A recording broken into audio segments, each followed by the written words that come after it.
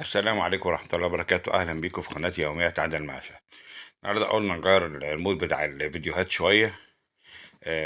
بدل الأدعية نغير بس الرحلات، نرجع للرحلات تاني. رحلتنا النهاردة لإسكندرية.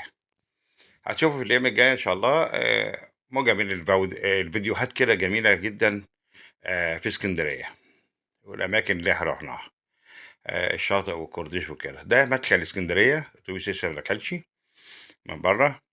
هنوريكم الأجواء بتاعته. يعني زي ما انتم شايفين كده، شوارع جميلة جدا ونظيفة. دي الكباري اللي اتعملت جديد، بتربط اسكندرية ببعضيها، حلو جدا. الجنوب بالشمال والشرق بالغرب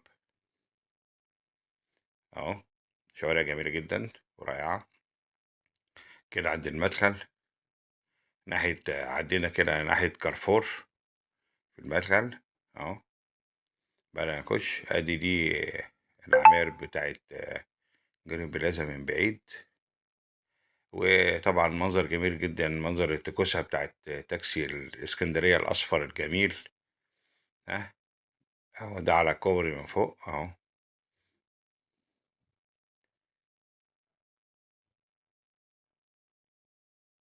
أهي دي العماير الجميلة بتاعت اسكندرية، اللي جرين بلازا. تقريبا ده كوبري، أنا مش اسكندراني، أنا جزاوي قاهري. لكن دي تقريبا ده كوبري محرم بيه، بيوصل على مدخل اسكندرية. تابعوا معانا كده وأوريكم الأجواء وشكل الحاجة جميل كده. طبعا أنا بصور من جوه الأتوبيس.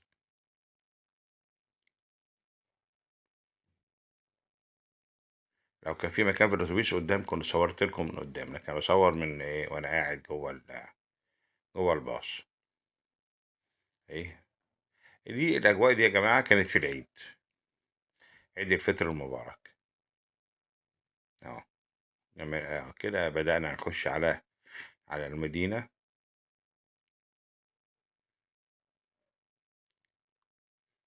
طبعا الشوارع لسه رايقة برضك، مش زحمة أوي. الزحمة كلها على الشواطئ يا جماعة، الشواطئ كانت زحمة جدا.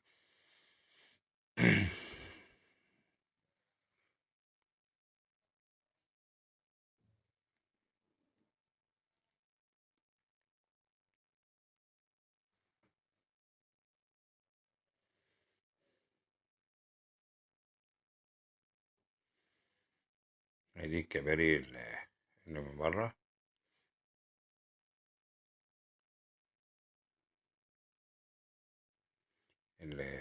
منظر الشوارع جميل جدا بصراحة، في نظافة رائعة. لكن في حتت طبعا أنا ما عجبتنيش. هنتكلم برضك على المساوئ بتاعت الناس. ادي الكوبري ده مشهور جدا، النفق ده مشهور جدا اهو. كده بدأنا نخش النفق التاني. يعتبر خلاص ده اللي دخلنا على اسكندرية اهي. فدي اللي بتربط اسكندرية ببعضيها.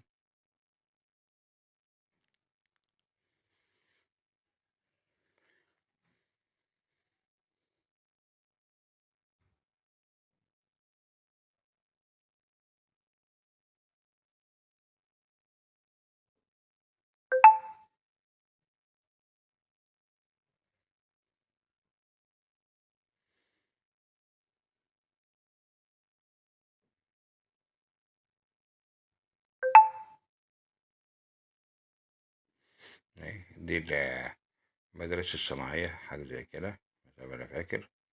كده قربنا نوصل على الشاطئ أهي. في مستشفى الشاطبي برضك.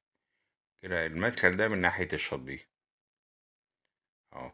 هنا هتلاقي فيه الترماي، ده شريط الترماي اللي احنا معديين عليه ده أهو.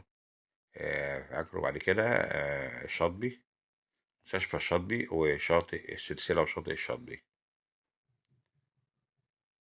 وناحية مكتبة اسكندرية برضك أهو. وجنبيها ادي تقريبا دي مستشفى الشاطبي. صح، خلنا كده على البحر، دي مستشفى الشاطبي للنساء والتوليد، حاجة زي كده. وجنبيها على طول كده الأتوبيس هيلف لف تاني، مش على الكورنيش بقى. كده الكورنيش ده كورنيش شاطبي بقى، طول ما احنا ماشيين بقى شوف الشواطئ جميلة جدا اهو.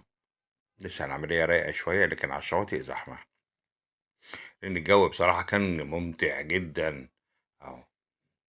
النهار حر شوية، لكن بالليل فيه لطشة برد خفيفة كده. أجمل حاجة بقى الأنفاق اللي عملوها دي بتاعت المشاة، عشان محدش يعدي قدام العربيات. بينزل النفق ويطلع من الناحية التانية، يعدي على الكورنيش أو يعدي على السكن الجنب التاني. مهم.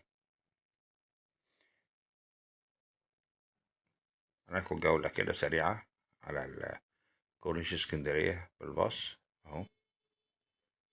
حتى الجزيرة الوسطى جميلة جدا، معمولة زرع جميل، لكن البحر هناك أهو زي ما انتم شايفين.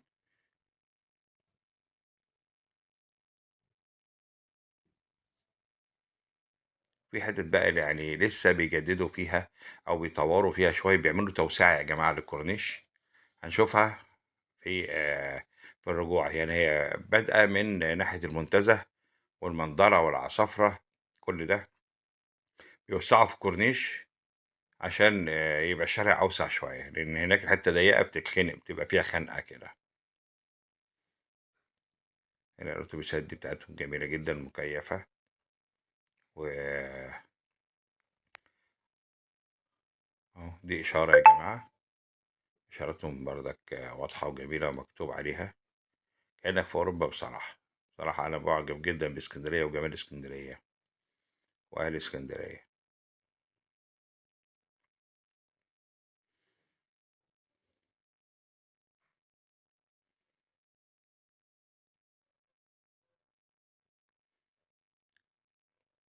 طول ما احنا شايفين كده أهو، دي شواطئ الناحية التانية، في كازينوهات وكافتريات. الناحية اليمين بقى في مطاعم كتيرة أوي، بس مش في كل المناطق، المناطق معروفة يعني فيها المطاعم.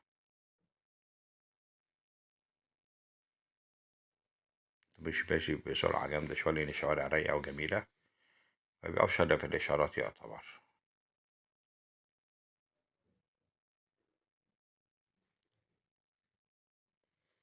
يعني ورانا لكم جولة سريعة كده، وإن شاء الله تابعوا معانا الكام فيديو اللي جاي، هنوريكم الأجواء والأماكن اللي احنا قعدنا فيها. يعني أماكن متواضعة شوية تبع شركة الرهف للسياحة، الأتوبيس ده تبع شركة الرهف للسياحة. بيضطر يقف في إشارة تانية برضك كل فترة، عشان في مكان المشاة أهو.